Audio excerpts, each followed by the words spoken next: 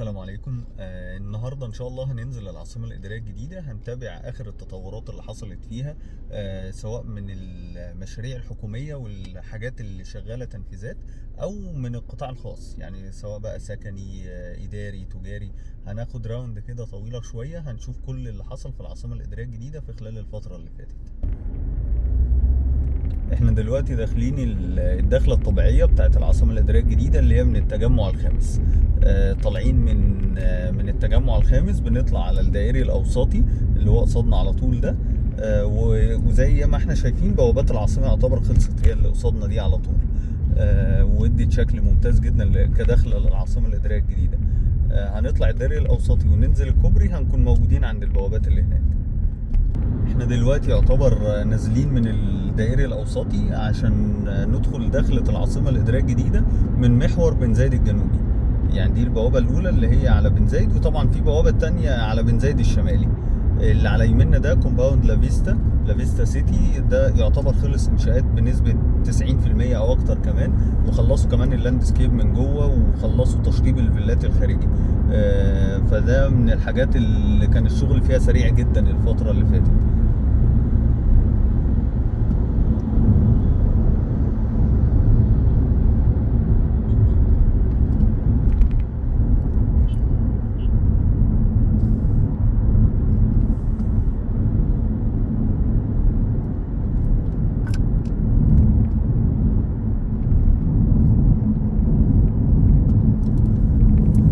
كده وصلنا عند البوابات. على الشمال ده مسجد الفتاح العليم، اول مسجد اتبنى، وكان من اول المعالم المهمه اللي اتعملت في العاصمه الاداريه الجديده. دي كده البوابات بتاعت الدائري الاوسطي ومحور بن زايد الجنوبي، وبرضه خلصت انشاءاته وخلص التنفيذ بتاعها بالكامل.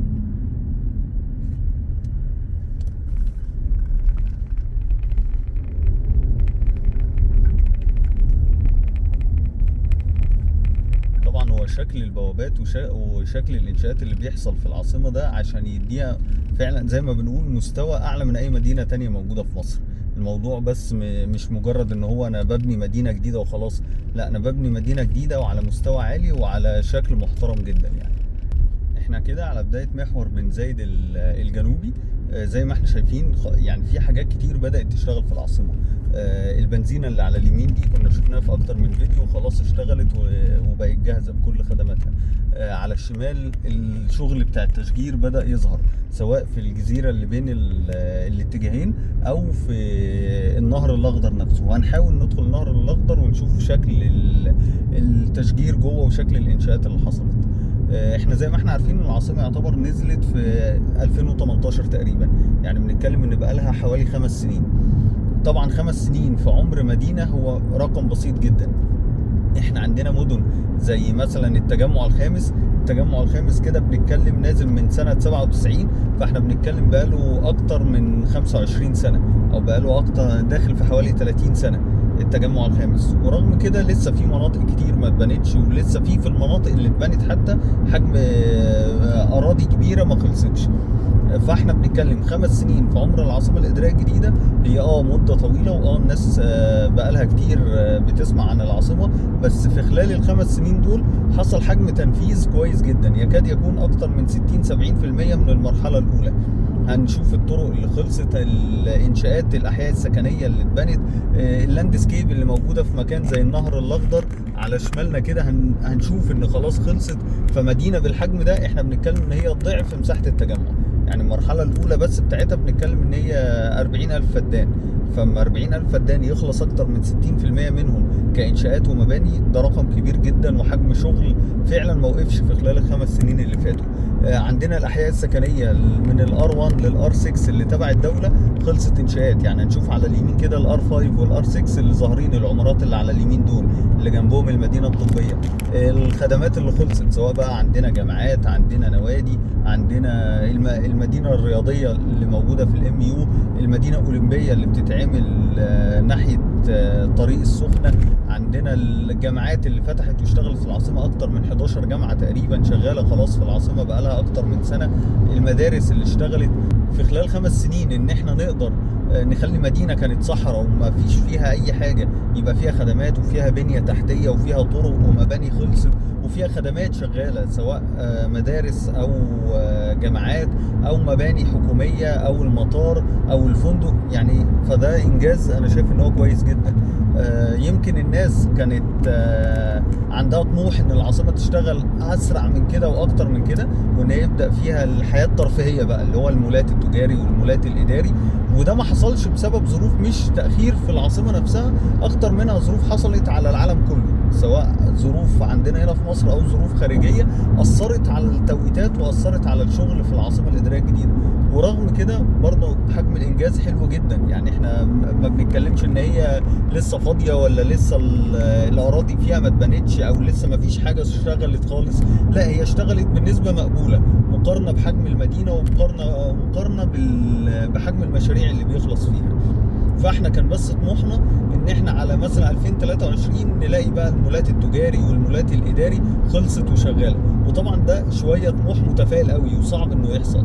اي مدينه بتحتاج وقت طويل قوي عشان تبدا ان هي يخلص البنيه التحتيه، ثم وقت تاني عشان يبدا المباني تخلص فيها كمباني اداري او مباني خدميه، ثم وقت ثالث عشان التشجير واللاندسكيب وتمهيد الطرق والكلام ده كله. احنا بنتكلم ان الثلاث مراحل دول شغالين مع بعض في وقت واحد، سواء البنيه التحتيه، سواء الطرق، سواء المباني الترفيهيه، المباني الخدميه، المباني السكني، كل ده شغال مع بعض في وقت واحد. فطبيعي ان هو يحتاج شويه وقت.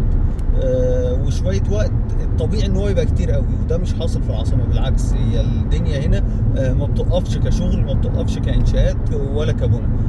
كل يوم بنلاقي حاجه جديده خلصت او حاجه جديده بداوا فيها وهيخلصوها. عندنا حاجه، واللي يشهد على ده حاجه زي البرج الايقوني اللي احنا معديين عليه ده. منطقه الاعمال المركزيه دي من 4 سنين بس كانت ولا حاجه، كانت ارض صحراء. فلما نلاقي حجم ابراج بالمستوى ده وبالشكل ده خلص في فتره 4 سنين، يعني ده انجاز كبير جدا يخلينا نصدق ان فعلا لا، دي مدينه الدوله بتضغط فيها بقوه ان هي تخليها من احسن المدن، مش بس جوه مصر، لا وتنافس مدن بحجم دبي، تنافس المدن اللي موجوده دلوقتي، وتبقى مصدر دخل للدوله عن طريق بقى السياحه، عن طريق الشركات اللي هتيجي هنا، عن طريق ان هي تبقى واجهه حضاريه لمصر. فهي فعلا عاصمه اداريه هتبقى على مستوى محترم جدا، وهي فعلا المستقبل بتاع العقارات ممكن نقول لمده 20 سنه قدام. احنا بنتكلم على مدينه بحجم دول، يعني المدينه حجمها 170,000 فدان، احنا كل ده بنشتغل في اول 40,000 فدان فيهم، اللي هو تقريبا ربع العاصمه او ثلث العاصمه. فلما نتكلم بقى عقبال ما نخلص العاصمه كلها والشغل فيها والاراضي، لا احنا محتاجين سنين وعمر. والمرحله الاولى دي هي اللي هتوصلنا لده. يعني هي لا طبعا نجاح المرحله الاولى هو اللي هينجح المرحله الثانيه والثالثه والرابعه وهكذا. فحته العاصمه الناس اللي بتقول انها اتاخرت هي بس عشان كان طموح الناس عالي شويه، لكن هنلاقي ان الدنيا فيها كانشاءات وكبنى انا شايف ان هي ماشيه بشكل ممتاز. اللي على شمالنا دي كده الجامعه الالمانيه، ودي شغاله بقى لها اكتر من سنتين. يعني اي حد ينزل ويشوف هيلاقي ان الجامعه شغاله وان فيها طلبه وفيها والناس موجودين جوه الجامعه، وغير باقي الجامعات زي الجامعه الانجليزيه اللي في الحي السكني الار 7 والجامعه الدوليه اللي موجوده في الار 3. ففي حجم جامعات كتير شغال خلاص في العاصمه الاداريه الجديده. احنا كل ده لسه مكملين على بن زايد الجنوبي. هنخلص بن زايد هندخل للحي السكني، ناخد راوند جوه ونشوف ايه اخر التحديثات في الحي السكني. ثم بعد كده نطلع على الداون تاون والحي الحكومي والسي بي دي.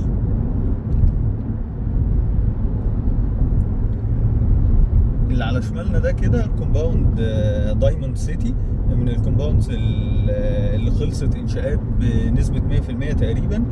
فيها جزء الفيلات والمول التجاري اللي موجود على بن زايد مباشر، وقدام الجزء العمارات، وبرضه قصاده المول التجاري بتاعه.